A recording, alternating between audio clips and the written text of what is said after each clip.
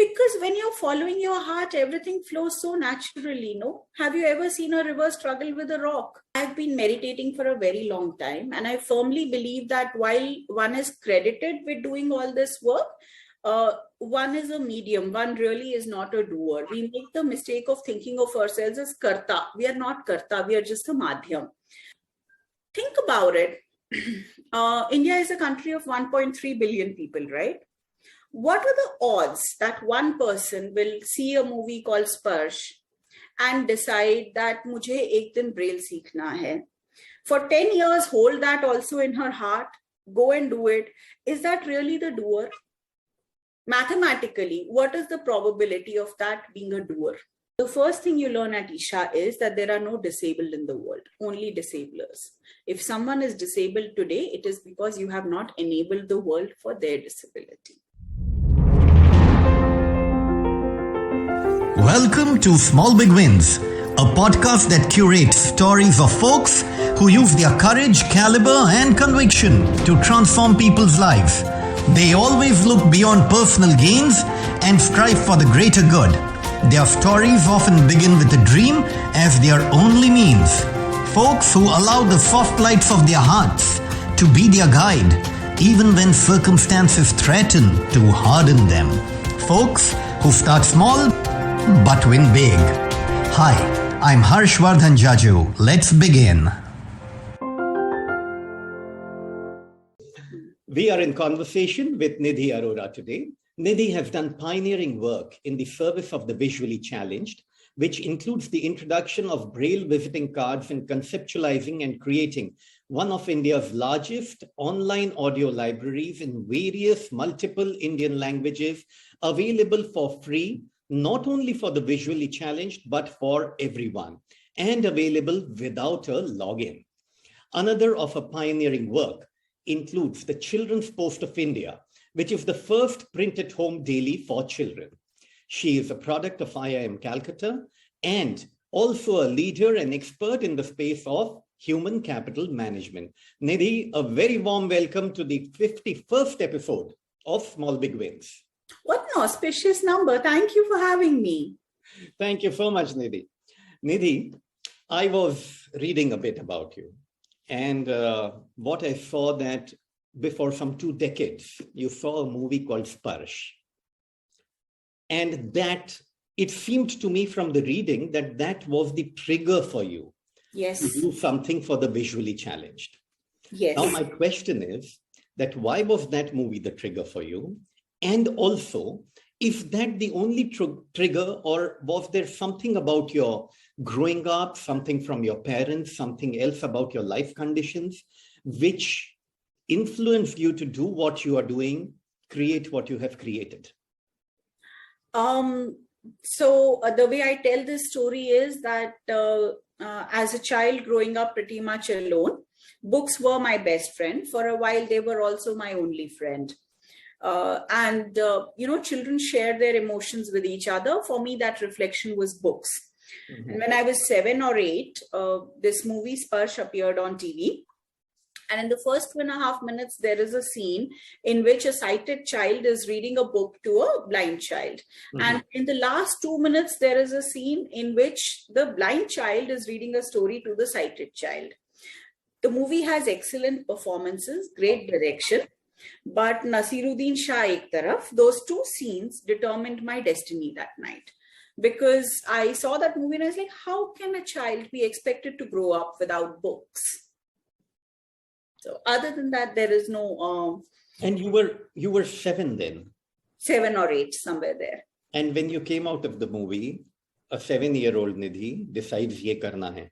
हाँ, एक दिन ब्रेल सीखेंगे और किताबें बनाएंगे. और फिर आपने ब्रेल कब सीखी?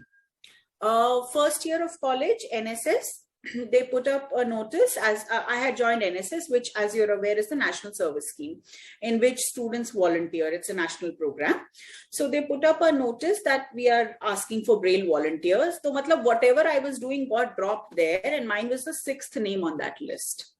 But that was not the hard part. The hard part was we lived in a small house, and Braille was, so us time pe we used to do Braille on a Braille board with a stylus, with a manual stylus, which used to go tuck, tuck, tuck. So if you have to write a word like for, F-O-R, that's 6 cuts. I used to do this Braille till about 1 or 2 a.m. in the morning, every single night. So the person you should be thanking is my dear mother, who never came out and said, please let us sleep. But from the age of 7 till you went to college, the first year of college, this flame remained kindled. Oh, yes. I'm a fairly patient person. Let me take the opportunity to thank your mother over here. But Yes. we read some things about her also, that every time, first time right. Oh, yes. Oh, yes. She is a tough taskmaster. And I think I thank her every single day today for being so strict with us at that time. So you never got second chances? You did not want to be the child who wanted second chances in my house. And what would happen? I think I didn't make that mistake often enough to find out. So you talk somewhere about breaking a glass tumbler for 7 days and then getting one again on the 8th day. That was my aunt, yes. What is that about? What are you hinting at? So, it's usually when a person makes a mistake. This was my aunt back in Delhi. And especially as children, we tend to say, I can't do this anymore. When she gave me that glass tumbler on the 8th day and said, Uthaogi to tumi, she was telling me, it's not you, it's the glass tumbler. And somewhere, I don't know what her intention was, but my takeaway from that was, ki, uthaungi to main.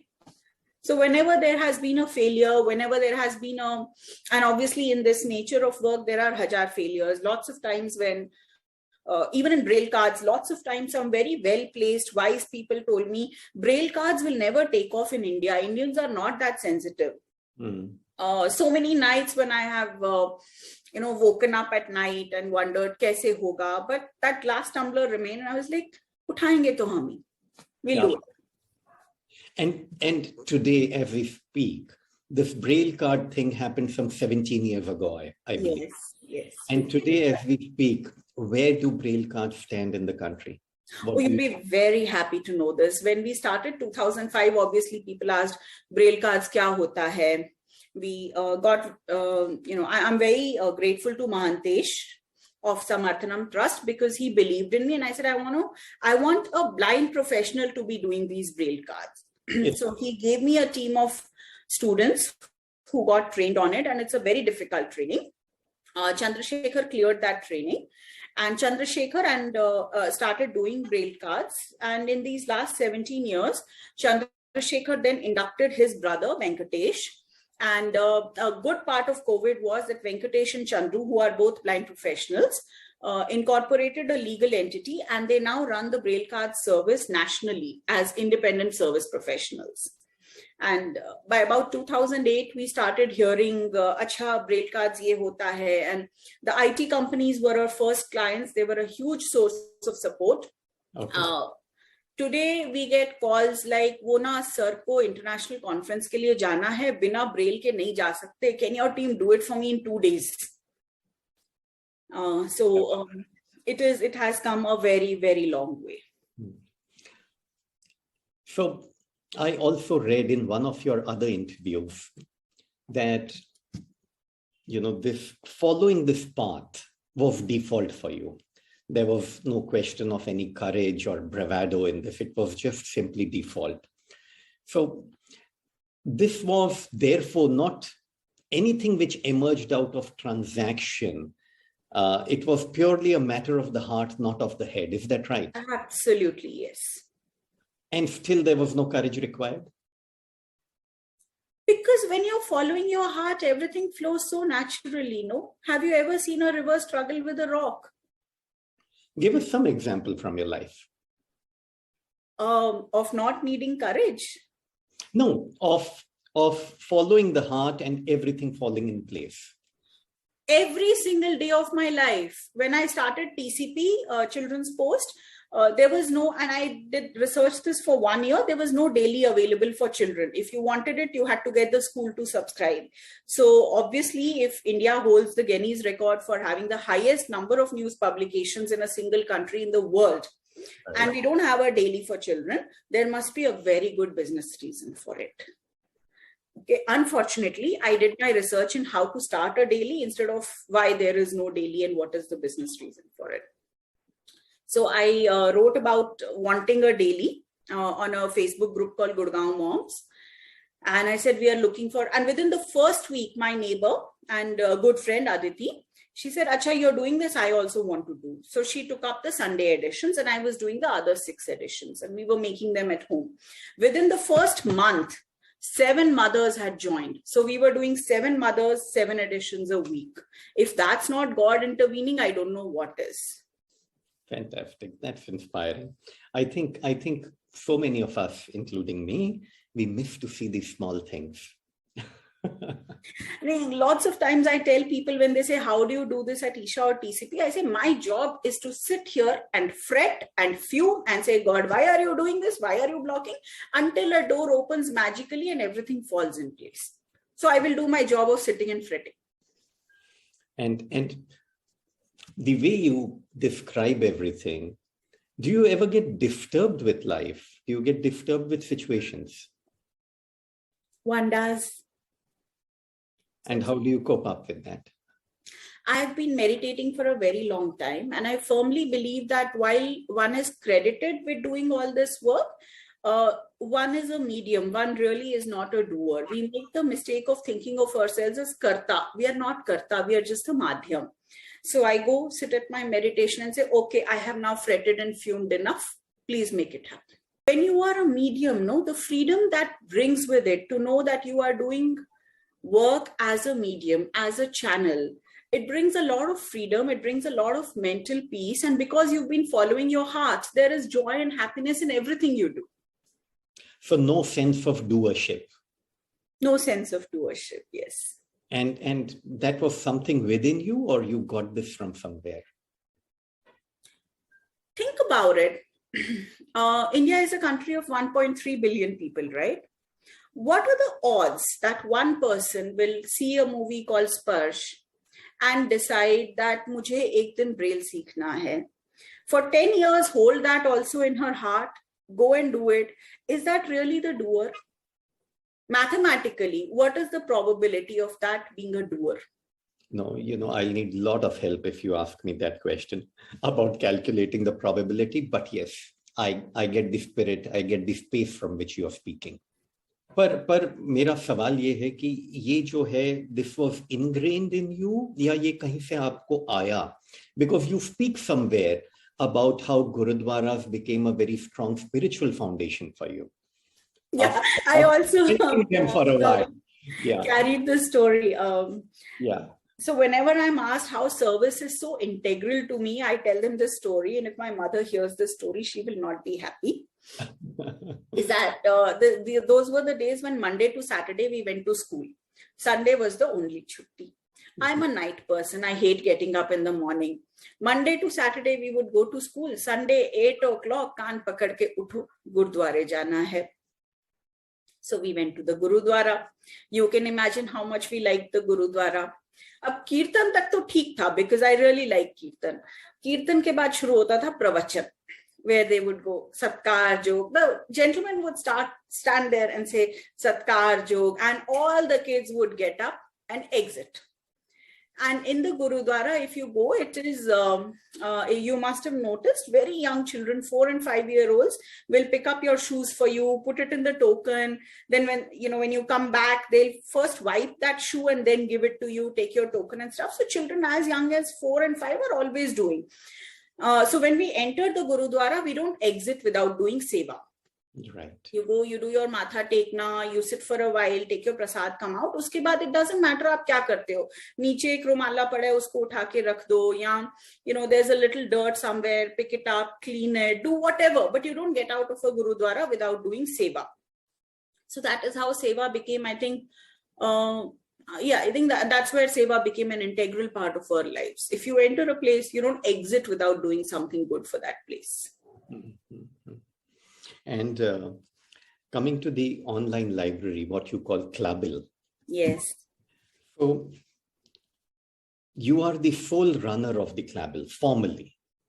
There are a lot of volunteers, I understand. Yes, 100% volunteer driven. Yes, 100% volunteer driven. So how have you always found enough volunteers coming up to you? And more. I always have a waiting list. Is it? Always. And these are the volunteers who are actually recording the books, right? Yes. In various different languages. Lots of times we don't have requirements from the blind school, but there is still a bunch of volunteers sitting there and waiting ki kuch do, bhejo. I have a list of volunteers who are always there and waiting for a book to be assigned for them. And I was once talking to a gentleman called Dharmraj. He works for India Welfare Trust and he heads the volunteering over there. And he said ki in so many different things, we find very difficult to get volunteers because if in my experience, I think that a volunteer is always thinking about the fact that he's a giver, he is not a receiver. And when a volunteer starts thinking that he's a receiver, I think we will have a lot many more volunteers. Yes, very true. So what do these boys and girls who help you with this, what do they receive? So when you join Isha, the first thing during induction is, and I'll do the same thing for you, do you feel disabled or challenged? No. Okay. Can you imagine what your dog feels when he looks at you? Does, maybe. When your dog looks at you, he says, poor humans, I wonder how they survive. They can't smell to save their life. When your cat looks at you, she goes, I wonder how poor humans survive. In the night, they are practically blind. They can't see. Even if they die, they can't see. They can't see to save their life. But you don't feel challenged. You don't feel disabled. You don't feel handicapped. Why is that? Ask this question in a room full of 300 people. None of them will feel disabled. Why? You've enabled the world for your disability. You don't die because you can't smell as well as your dog. You don't die because you can't see at night. You turn on the lights. So the first thing you learn at Isha is that there are no disabled in the world, only disablers. If someone is disabled today, it is because you have not enabled the world for their disability. And when a person joins Isha, this is the first thing they learn. Whether they are volunteering with us for an hour, a month, a year, or perpetuity, you will, on Isha material, you will never ever see pictures of pity, pictures asking for compassion, pictures asking for sharing. The three keywords are dignity, empowerment, enablement. And we start with dignity. If you do not feel dignity, you cannot respect the person next to you.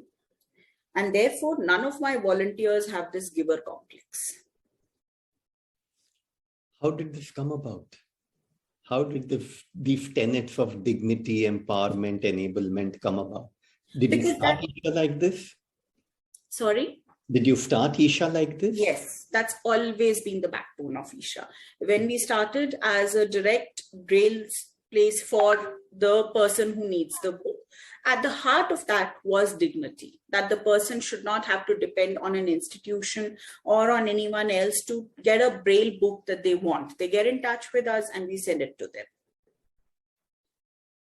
And today, Isha is known through word of mouth primarily? Primarily, yes. And all our volunteers are our ambassadors. People who volunteered with us 10 years ago, when they come across something like there was this news of a bionic eye, I must have got that link from at least 100 of my ex-volunteers. Oh. And I'm very fortunate that people still think of their Isha volunteering time very fondly. We are strict. We are the only NGO that chooses volunteers. Our rejection rate is high. And we definitely make people work. So school students who volunteer with us, we tell them this is not a charity picnic. You will be working. You don't send in your deliverable 1 week, you're out. And yet they think of us fondly. Phenomenal. And about the children's post a little bit. I believe that end of last year, you gave it a closure. So we closed the print at home newsletter, which was a daily. That's right. But the website continues. And I would like to take this opportunity to thank my children. We have a team of 16 trained empowered journalists, which are school students who went through a rigorous 16 module training, assessment, cleared the assessments, and then joined us as student journalists. They're called empowered journalists, and they chose that name. Then next year, again, we onboarded a very small batch, 3-4 students. And so when in December, we decided to close down, I informed everybody we are closing down and stuff. And the website, I thought we'll keep for a while on a best effort basis.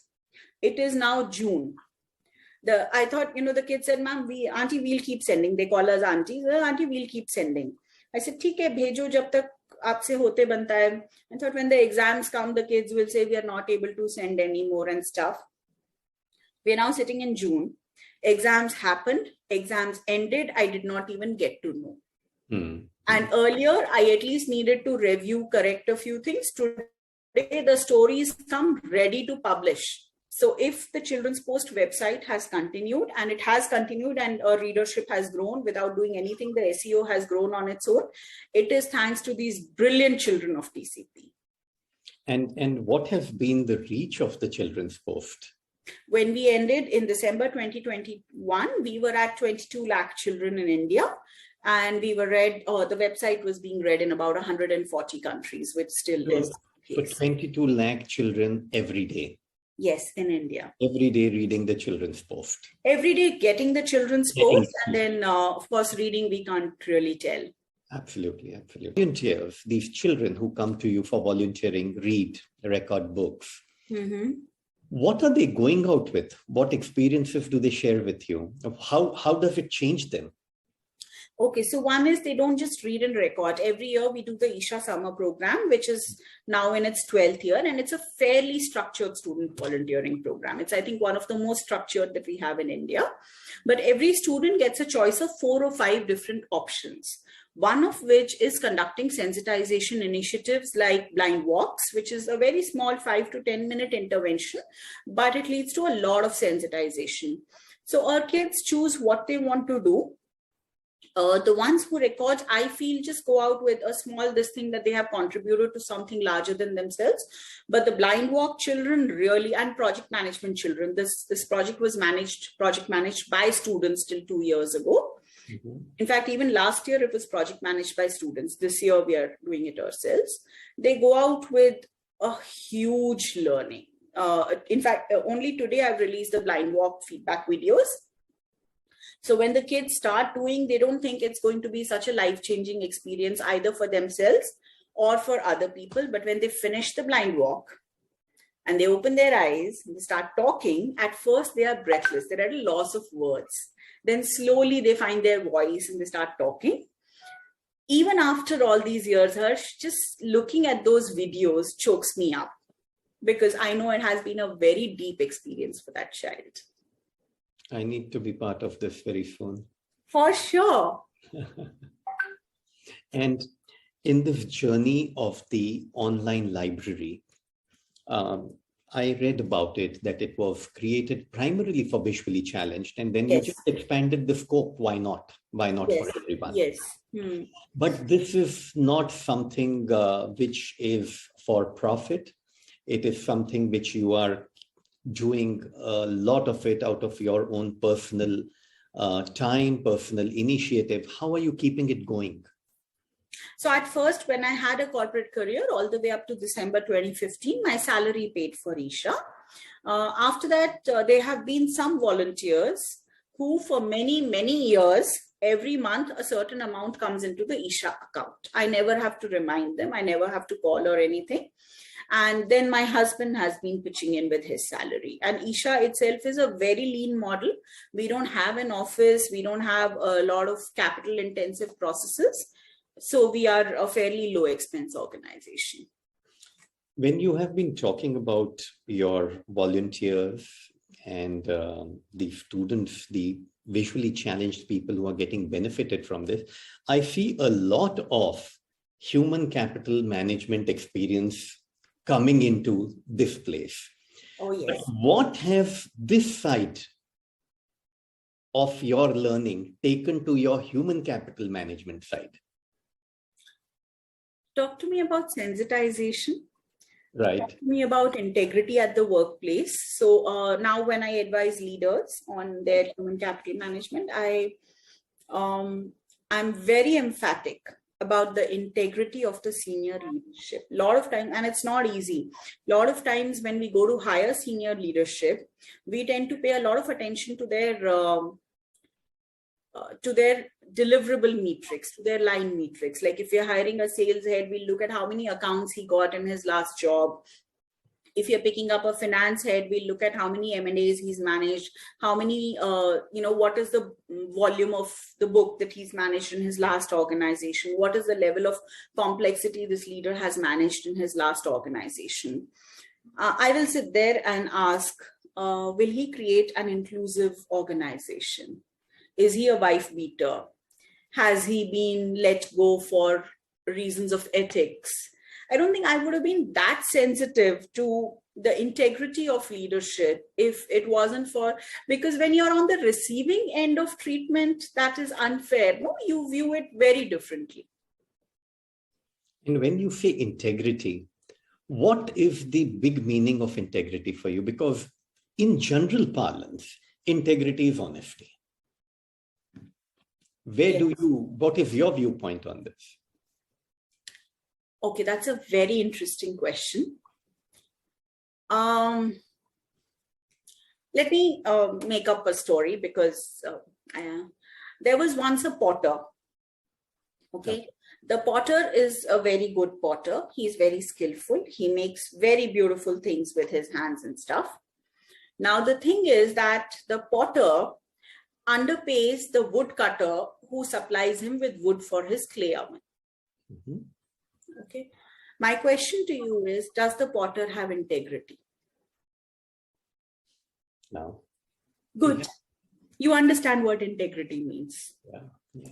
I think, why I asked you this, I was talking to a renowned Vedanta sage, a saint, before a few months. Okay. I asked him this question, that what is integrity, sir? And he said that when your physical, emotional, intellectual, and spiritual personality all are functioning in sync together, that is integrity. And that is an integrated personality. I wish I was as wise as that person. Not put it so beautifully. And thank you. But in a way, your story reflected, the same thing. And I thought it's a good point to share with you.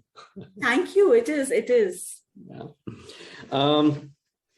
When I was reading about you, and I read about HCM in particular, higher human capital management, I kind of termed it for you as higher consciousness management. Wow.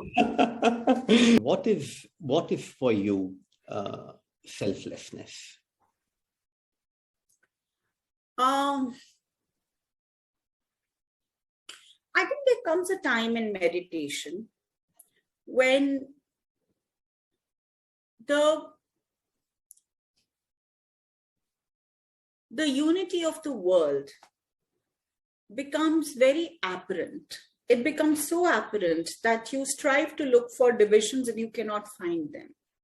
So in Sanskrit, we hear Soham, I am that. Okay, you read about Advait, and that is very good. That is excellent, because unless the intellect knows what it is looking for, it will not identify the right path when it gets there. But at that point, the beauty of the world, the natural beauty of the world and its unified whole becomes very apparent.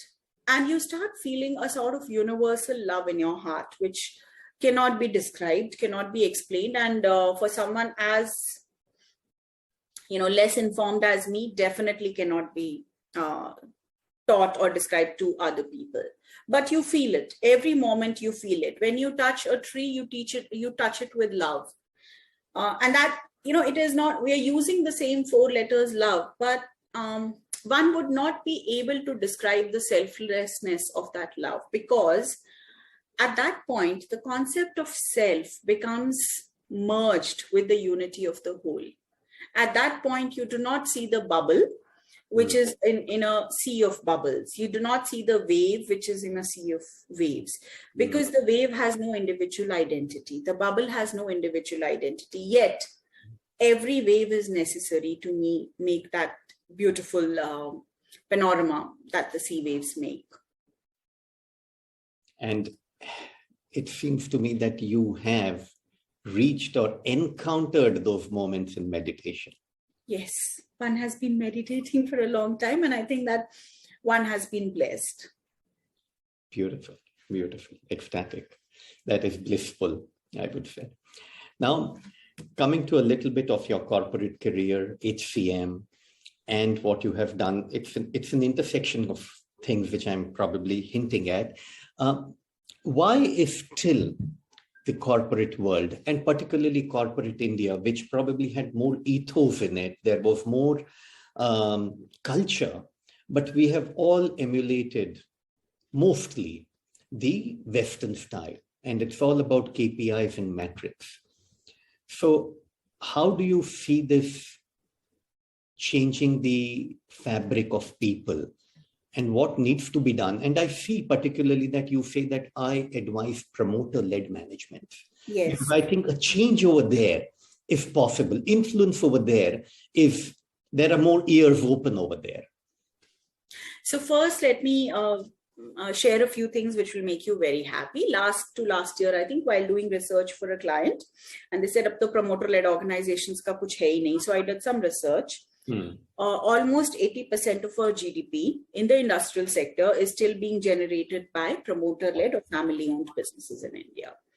The second thing is, for the last many years, almost 4 or 5 years now, since I started this work with promoter-led organizations, I've been researching Indian business practices. Believe me, we do not even start to scratch the surface with Western business practices. Oh, wow. Are so deep, so well thought out, so well structured, and so well implemented that there is, I mean, if an MBA graduate comes out today, they need to do an internship in a family-owned organization to understand. And let's take a few numbers, okay? Think of an American organization that is 100 years old and still in the Fortune 500. Okay. Yeah. So most people would be hard pressed. Yeah. Now I'll give you a few names. Tata. Yeah. Birla. Yeah. Think a little bit lower. Okay. And there is a whole bunch of family-owned businesses which have endured for multiple generations, more than a century. Okay. So obviously there must be something that these businesses are doing right. They remain profitable. They sustain. They remain family-owned, and they're able to keep families together. And mostly people say that this is true of, Marwadi, Gujarati business houses, but it is also true of business houses from other parts of the country. And the more one has learned about these business practices, the more one realizes that one hasn't scratched the surface. There is so much to do there in everything, in risk management, HCM definitely. And they have, I think, instead of avoiding the social fabric of India, they have used that as the wind beneath their wings to give more flight to that kite that they are flying.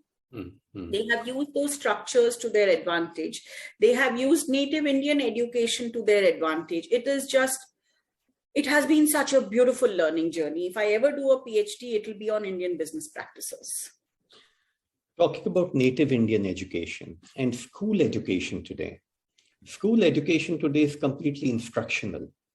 Yes. There is nothing about native Indian education really over there. And probably some of the organizations which you have worked with or, dealt with have had people who have that kind of a element in them, that kind of a spirituality in them, of a flame of Advaita somewhere to kind of, who has tasted this and knows that taste is so beautiful, I have to give it to others. But it's not in schools, it's not in colleges at all. Yes. You have to remember that this education was given to us to make clerks. Our native education was given to us to make entrepreneurs. Everyone had to earn for themselves or die. It didn't matter whether you were a potter or a businessman. And how do we come over this as a society? How do we come over this? It has helped, at least for me and other parents who ask me sometimes to just go back and listen to your grandparents. They know what needs to be done. So when people ask me, how do you parent your son? I tell them exactly the way my grandmother parented me. There is no change. So thankfully, our wisdom in India is orally transmitted. So while a lot of historians tell us kuch documented nahi hai, we don't know Padta system kya hota hai, we don't know Hundi system kya hota hai. It was only the Western economic historians who sat and documented what Hundi means and stuff like that. But before that, there were other trade practices and negotiable instruments which have not been documented. I tell them, doesn't matter, doesn't mean it's lost. All you need to do is go and sit in that bazaar, sit next to the Lalaji and ask, sir, ab kar kya rahe ho? Sit there for a week, you will know what needs to be done. Yeah. We make the mistake of assuming that not documented is the same as not available. That is not the case. Yeah, and particularly in India, I think even if it is lost, there are sparks carrying it here and there in different parts of the country. We have to look for them, but they are carrying that wisdom with them. Yes. That wisdom and that, I think our practices, even our cooking pots have not changed since Harappa. 4,500 years we've been cooking in the same shape of pots. I don't know about that. I'll have to do a little bit of study. Okay. Contentment is one of the world's most underrated virtues. And people who ask me, aap aise kaise bane? I tell them, dekho ji, aisa hai. Din mein 2 baar hame sunaya jata hai. Sikha da man niwa matuchi. What that means is keep your intellect high and your ego low, or your sense of self low. So you will, how do you expect me to brag or think, acha maine ye kar diya? Din mein 2 baar to wo sunate ho. Then every time we do ardas, it says, Nanak naam chardi kala, tere bhane sarbat ka bhala. Din mein 3 baar you make me listen to that, then wonder how I think Vasudhaiv Kutumbakam. So it is a lot of our, over the years, and this journey for me started when I was 14, digging into the traditional wisdom of India and how it is strewn all around us. After 31 years, this journey has only become deeper. Pay attention to what's happening around you, and there is, life is sorted. There is enough to learn. It's like a university that you cannot even finish the first year of. At 14, this started. It was because of home? It was because of a book called A.L. Basham, The Wonder That Was India. What is that book? The Wonder That Was India. Okay. It's a book of history. It's a really fat book of history. Oh, I liked history, so I read this book. And this author has covered absolutely everything: Indian sculpture, Indian art, Indian script, the fact that the Indian alphabet, the Devanagari alphabet, is phonetically structured. I learned from A.L. Basham, not from my Hindi teacher. When you shared this, I was just thinking what someone told me, और बहुत वो भी ज्ञानी इंसान है, उन्होंने मुझे बताया कि all the time, most of us, majority of us, are in awe of what has been created, are in awe of the creation.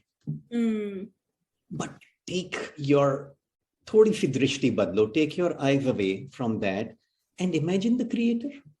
If the creation is so beautiful, what would the creator be? True.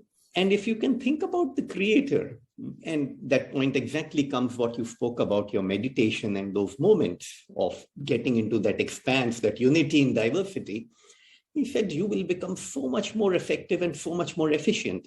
And we see that in you today. Thank you. Thank you.